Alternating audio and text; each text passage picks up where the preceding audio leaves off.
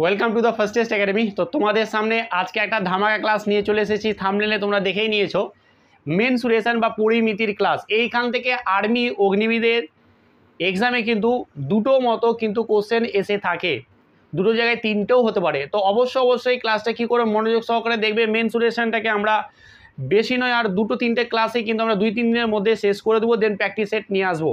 তো ক্লাসটা মনোযোগ সহকারে সম্পূর্ণ দেখো, তাহলে 2D এবং 3D এর ব্যাপারে পুরো কনসেপ্ট ক্লিয়ার হয়ে যাবে। ঠিক আছে, তো চলো তাহলে আজকে ক্লাসটা আমরা শুরু করি।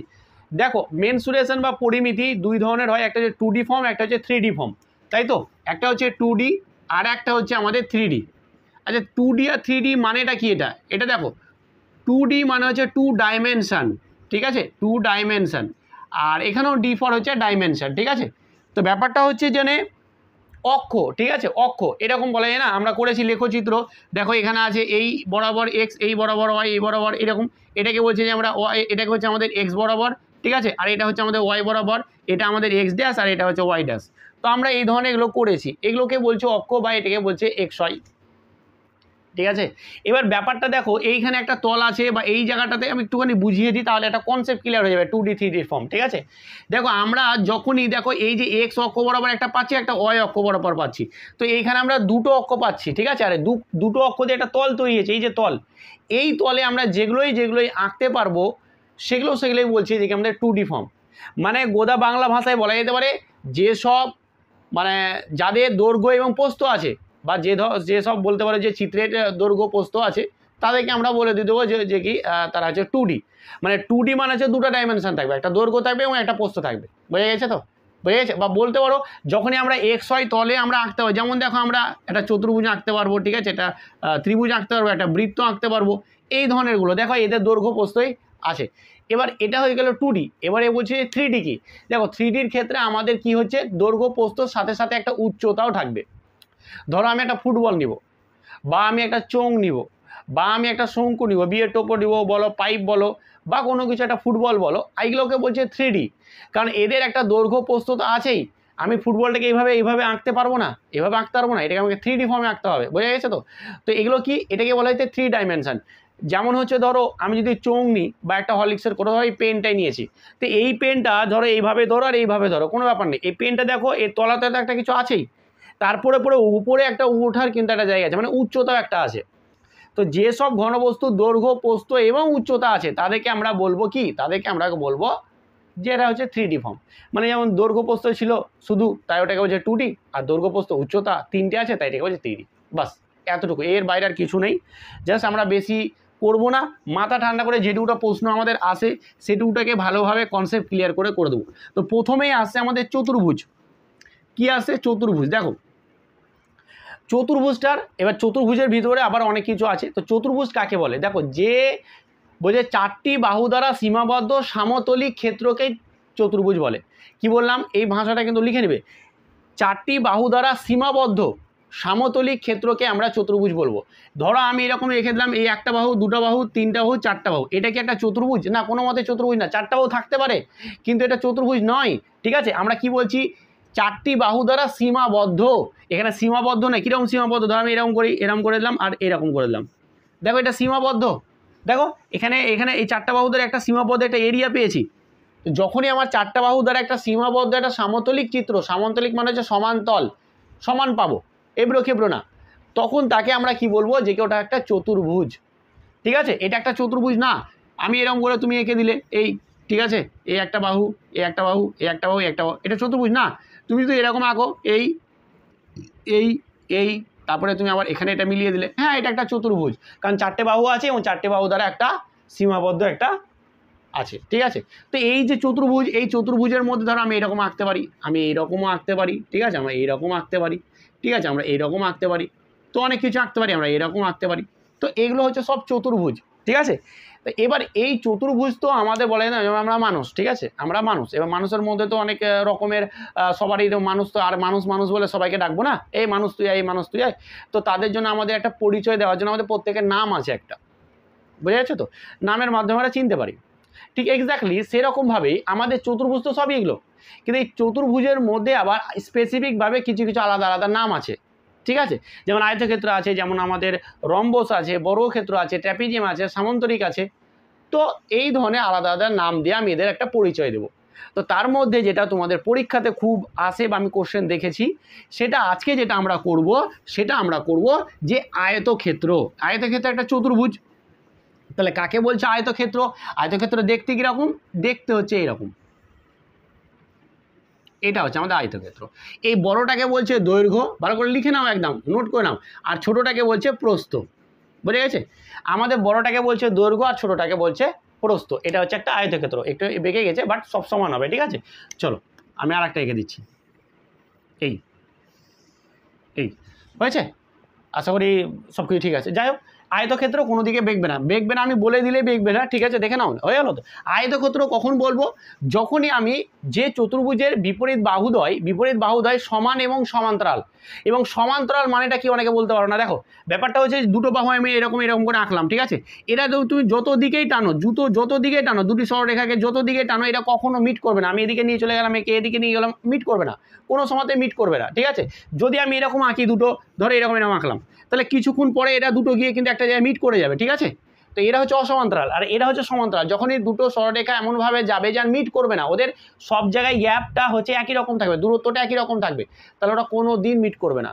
তখন এটাকে আমি বলবো যে সমান্তরাল সরলরেখা। কিন্তু একই রকম গ্যাপ না থাকলে তখন আমরা বলবো অসমান্তরাল সরলরেখা। ঠিক আছে, তাহলে কি বললাম? যে চতুর্ভুজের বিপরীত বাহুদ্বয় সমান এবং সমান্তরাল।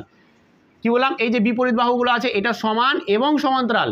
এই দুটো বাহু, বিপরীত বাহুগুলো সমান এবং সমান্তরাল, এবং প্রত্যেকটা কোণের মান 90 ডিগ্রি, এবং প্রত্যেকটা কোণের মান 90 ডিগ্রি, মানে প্রত্যেকটা কোণ হবে আমার 90 ডিগ্রি। তখন তাকে আমরা বলবো আয়তক্ষেত্র। প্রশ্ন কিন্তু আসবে, মাথা ঠান্ডা করে ক্লাসটা দেখো। ঠিক আছে, এবার এই আয়তক্ষেত্র দুটো কর্ণ আছে। এই বরাবরটাকে আমরা বলছি কর্ণ, এই বরাবরটাকে বলছি কর্ণ। ঠিক আছে, এটাকে বলছি দৈর্ঘ্য, এটাকে বলছি প্রস্থ, এবং এটা কর্ণ। ঠিক আছে, বাস হয়ে গেল, আর কিচ্ছু নেই। এইবার আমরা সূত্রগুলো লিখব, ভালো করে দেখবে, আর এই দিয়ে কিন্তু প্রশ্ন আসবে। ফার্স্ট সূত্র কি? ফার্স্ট যে সূত্র সেটা হচ্ছে যে আয়তক্ষেত্রের, দেখে নাও, আয়তক্ষেত্রের পরিসীমা, আয়তক্ষেত্রের পরিসীমা, আয়তক্ষেত্রের পরিসীমা বা যে কোনো জ্যামিতিক চিত্রের পরিসীমা মানে হচ্ছে তাদের বাহুগুলো যোগফল। কি বললাম? যে কোনো ধরো একটা ত্রিভুজ দিল, এর পরিসীমা কত? তুমি কিছু করবে না, যতগুলো বাহু আছে তার যোগফল। এবার আমি কি বললাম দেখো তো, এটা যদি দৈর্ঘ্য হয় তাহলে এটাও তো দৈর্ঘ্য হবে, তাই না? আমি কি বললাম? সমান এবং সমতা। এটা যদি প্রস্থ হয় তাহলে এটাও প্রস্থ। ঠিক তো? বুঝে গেছে তো? তাহলে আমাদের আয়তক্ষেত্রের পরিসীমা যখন বের করবো সব যোগ করে দেবো। দেখো দুটো দৈর্ঘ্য আছে, তাহলে আমি ছোট ছোট করে লিখছি, চলো। দৈর্ঘ্য প্লাস প্রস্থ প্লাস প্রস্থ, ছোট ছোট করে লিখলাম। ঠিক আছে, তাহলে আমরা কি পাচ্ছি? দুটো দৈর্ঘ্য পাচ্ছি, দুটো প্রস্থ পাচ্ছি। তাহলে এখানে আমরা লিখবো যে 2 দৈর্ঘ্য প্লাস হচ্ছে 2 প্রস্থ। এবার এখান থেকে আমরা যদি 2 কমন নিই তাহলে কি আসে? 2 ইন্টু দৈর্ঘ্য প্লাস প্রস্থ। ঠিক আছে, তো তোমাকে এই ওপরের কিছু মুখস্থ করতে হবে না, রাখতে হবে না। ঠিক আছে, তোমরা জাস্ট এটাই মাথায় রাখবে যে আয়তক্ষেত্রের পরিসীমা সমানই হচ্ছে আমাদের কি? 2 ইন্টু দৈর্ঘ্য প্লাস প্রস্থ, 2 ইন্টু দৈর্ঘ্য প্লাস প্রস্থ। হয়ে গেল। এবার ধরো কোনো বলে দিল যে একটা আয়তক্ষেত্রাকার বাগান আছে, সেই বাগানের দৈর্ঘ্য বলে দিল 10 এবং প্রস্থ বলে দিল আমার 6। কি বললাম? দৈর্ঘ্য বলে দিল 10 এবং প্রস্থ বলে দিল 6। তাহলে এর পরিসীমা কি হবে? চলো এর পরিসীমা আমরা সূত্রতে ফেলি। 2 ইন্টু দৈর্ঘ্য মানে কত? 10 প্লাস প্রস্থ। এবার চলো 2 গুণা হচ্ছে যে কি 16, তাহলে 16 দুগুণা 32 হয়ে গেল। 32 অ্যান্সার হয়ে গেল। 32 অ্যান্সার। বোঝা গেছে আমাদের কি অ্যান্সার হয়ে গেল? 32। তাহলে আমরা কিভাবে করলাম আশা করি বুঝতে পেরেছো। এইভাবে আমরা দৈর্ঘ্য প্রস্থ বের করতে পারি। এইবার দেখো আমরা পরিসীমা বের করতে পারি। এইবার দেখো আমাদের কি আছে? আয়তক্ষেত্রের পরবর্তী আমাদের যেটা আমরা বের করতে হবে বা যেটা আমাদের লাগবে সেটা হচ্ছে আয়তক্ষেত্রের ক্ষেত্রফল। কি বের করতে হবে? আয়তক্ষেত্রের ক্ষেত্রফল। খুব ইম্পর্টেন্ট। ঠিক আছে, পরীক্ষায় আসবে, এই ধরনের এগুলো পরীক্ষায় আসে। এবার আসে আয়তক্ষেত্রের ক্ষেত্রফল। ক্ষেত্রফল মানেটা কি বলো তো? ক্ষেত্রফল মানে হলো যে এটা একটা আয়তক্ষেত্রাকার জমি আছে, দেখো না মাঠটার থাকে কিছু আয়তক্ষেত্রে, যেমন ফুটবল খেলার মাঠ। ঠিক আছে, আয়তক্ষেত্রাকার। তাহলে আমাদের এই মাঠে যেটা বলছে ক্ষেত্রফল, ক্ষেত্রফল মানে হচ্ছে ভিতরকার জিনিসটার কথা বলছে। কি বললাম? ক্ষেত্রফল মানে হচ্ছে ভিতরকার জিনিসটার কথা বলছে। তাহলে তার ক্ষেত্রফলটা কি হবে? কিছুই নাই, দৈর্ঘ্য গণিত প্রস্থ। বাস হয়ে গেল। দৈর্ঘ্য গণিত প্রস্থ মানে হয়েছে আয়তক্ষেত্রের ক্ষেত্রফল। ঠিক আছে, দৈর্ঘ্য গণিত প্রস্থ মানে হচ্ছে আয়তক্ষেত্রের। তাহলে এই যে আমি বলেছিলাম দৈর্ঘ্য মানে 10 আর প্রস্থ মানে 6, তাহলে তার ক্ষেত্রফলটা কি হবে? 10 গুণিত 6 সমান সমান হচ্ছে 60। বাস হয়ে গেল। এতটুকুতে সব কিছু হয়ে যাবে। আর যে কটা সূত্র দিলাম, এই 3টা সূত্র দিব, 3টা সূত্রতে সব অঙ্ক হবে, একটা অঙ্ক বাদ যাবে না, সব অঙ্ক হবে। তুমি ভাবো যে স্যার এই অঙ্কটা হবে না, ওই অঙ্কটা হবে না, সব অঙ্ক হবে A to Z আয়তক্ষেত্র দিয়ে। এই 3টা সূত্র, আমি আরেকটা সূত্র আছে, আরেকটা সূত্র দিয়ে সব অঙ্ক হবে, জাস্ট খালি এদিক ওদিক করতে হবে, বাকি সব হয়ে যাবে। বুঝে গেছে? তার আয়তক্ষেত্রের ক্ষেত্রফল দিয়ে আশা করি কোনো সমস্যা নেই। ঠিক আছে, চলো আমি একটা হোমওয়ার্ক দেবো তোমাদের বাড়িতে করার। চলো এরপরে আসছে আমাদের আয়তক্ষেত্রের কি, আয়তক্ষেত্রের কর্ণ। দেখো আমি একটা কর্ণ বলেছি, তাহলে আয়তক্ষেত্রের কর্ণর ফর্মুলাটা কি দেখে নাও। আয়তক্ষেত্রের কর্ণটা হচ্ছে √অফ, ঠিক আছে, √ওভার দিব দৈর্ঘ্য তার স্কোয়ার প্লাস হচ্ছে প্রস্থ তার স্কোয়ার, দৈর্ঘ্য স্কোয়ার প্লাস হচ্ছে প্রস্থ স্কোয়ার, এটা হলো আয়তক্ষেত্রের কর্ণ। এবার ধরো আমাদের দৈর্ঘ্য প্রস্থ বলে দেওয়া আছে, তাহলে তার কীরকম কর্ণ হবে দেখে নাও। আমাদের কীরকম প্রশ্ন আসবে, আমি প্রশ্ন কিন্তু নিয়ে আসবো, এরকম করে ভয় কেউ নাই স্যার প্রশ্ন তো বুঝতে পারছি না, আমি প্রশ্ন নিয়ে আসবো, এ নিয়ে তোমাদেরকে টেনশন করতে হবে না। ঠিক আছে, তাই দৈর্ঘ্য মানে হচ্ছে কত, 10, মানে হচ্ছে 10-এর স্কোয়ার, প্রস্থ মানে এখানে 6, তাহলে প্লাস হচ্ছে 6-এর স্কোয়ার, সমান সমান কত হয়ে গেল, তা 10-এর স্কোয়ার মানে হচ্ছে 100, আর 6-এর স্কোয়ার মানে হচ্ছে 36, তাহলে আমার অ্যান্সার হলে গেলো 136, √ওভার 136 হয়ে গেল অ্যান্সার। এবার এটাকে রুট করে ভাঙতে হবে, কি করে কি করতে হবে ওগুলো আমি পরে বোঝাবো আরও। ঠিক আছে, এরকম না, এটা কোশ্চেন দিয়ে বোঝাবো, অপশানে হয়তো এরকম নাও থাকতে পারে, রুট করে কিছু ভাঙি থাকতে পারে। ঠিক আছে, যদি ভাঙে এটাকে তাহলে আমরা ভাঙবো, না ভাঙা গেলে না ভাঙবো, কিছু করার নেই। ঠিক আছে, বাট এরকমও থাকতে পারে। বোঝা গেছে তো? তো এই ছিল আমাদের আয়তক্ষেত্র। আয়তক্ষেত্র আর কিছু না, এই 3টে ফর্মুলা যে জেনে যাবে আয়তক্ষেত্রের, তার কাছে আয়তক্ষেত্রে একটা অঙ্ক আটকাবে না, প্রত্যেকটা অঙ্ক হবে মেনসুরেশনের প্রথম ক্লাস আমার। ঠিক আছে, এইবার আজকে আয়তক্ষেত্র করলাম, আর পরবর্তী দিনে আমরা বড় ক্ষেত্র করব, তারপরে হচ্ছে বৃত্ত করব, দিয়ে শেষ হয়ে যাবে। এবার দেখো তোমাদের 3D যেটা আছে, গোলক, তারপরে হচ্ছে যে কি তোমার চোঙ বা হচ্ছে যে শঙ্কু, এর ওপরে কিন্তু কোশ্চেন আমি দেখতে পাইনি। ঠিক আছে, তো করার দরকার নেই, আমি কোশ্চেন দেখতে পাই তো করাবো না, তবে আমি 2Dর ফর্মে যা আছে আমি তোমাদের সব করিয়ে দেবো। যেটা ত্রিভুজ আছে, ত্রিভুজে তো প্রচুর প্রশ্ন আছে। ঠিক আছে, আয়তক্ষেত্র করলাম, বড় ক্ষেত্র করব, ত্রিভুজ করব, তারপরে হচ্ছে যে বৃত্ত করব, সমস্ত কিছু করে দেবো। ঠিক আছে, তো চলো এবার দেখো। এবার ধরো আমি একটা আয়তক্ষেত্র তোমাদেরকে এখানে এঁকে দিচ্ছি। ধরো এরকম একটা আয়তক্ষেত্র আছে, ঠিক আছে, যার দৈর্ঘ্য ধরো 12 এবং প্রস্থ ধরো 6, তাহলে তার এটা 3 নম্বর ফর্মুলা। ঠিক আছে, তার একটা আয়তক্ষেত্র আছে, তার দৈর্ঘ্য হচ্ছে যে কি আমার কত 12 এবং প্রস্থ হচ্ছে 6, তাহলে সেই আয়তক্ষেত্রের তোমরা পরিসীমা ভালো করে নোট করে নাও, কমেন্টটা করে আনসার করবে। ঠিক আছে, প্রত্যেকে কমেন্ট করবে, আর ক্লাসটা আজকে কেমন হলো সেটাও কমেন্টে জানাবে। কি বললাম, যে এরকম যদি আয়তক্ষেত্রটা হয় তাহলে এই আয়তক্ষেত্রে তোমরা পরিসীমা বের করে আমাকে কমেন্ট করবে, এর ক্ষেত্রফল আমাকে কমেন্ট করে জানাবে, এবং এর কর্ণটা বা কত হবে সেটাও তোমরা কিন্তু কমেন্ট করে অ্যান্সার করে জানাবে। আর এর ওপরে যে কীরকম কোশ্চেন হতে পারে আমি কিন্তু অবশ্যই তোমাদের ক্লাস নিয়ে আসবো, যে মেনসুরেশনের কিছু কোশ্চেন ইম্পর্টেন্ট, সেগুলো নিয়ে এসে তোমাদের কিন্তু কম্পিউটারে আমি করিয়ে দেবো। ঠিক আছে, বাট এইটুকুটা ছিল, এইটুকুটাই একটু বেসিক কনসেপ্ট ক্লাস করালাম তোমাদেরকে। এরপরে আমরা কিন্তু আদার্স যে চ্যাপ্টারগুলো আছে একটার পরে একটা কিন্তু করিয়ে দেবো। তো আজকে ক্লাসটা কেমন ছিল তোমরা অবশ্যই একটু কমেন্ট করে জানাবে, আর অবশ্যই তোমরা একটু বন্ধুদের মাধ্যমে ক্লাসটা শেয়ার করে দিবে।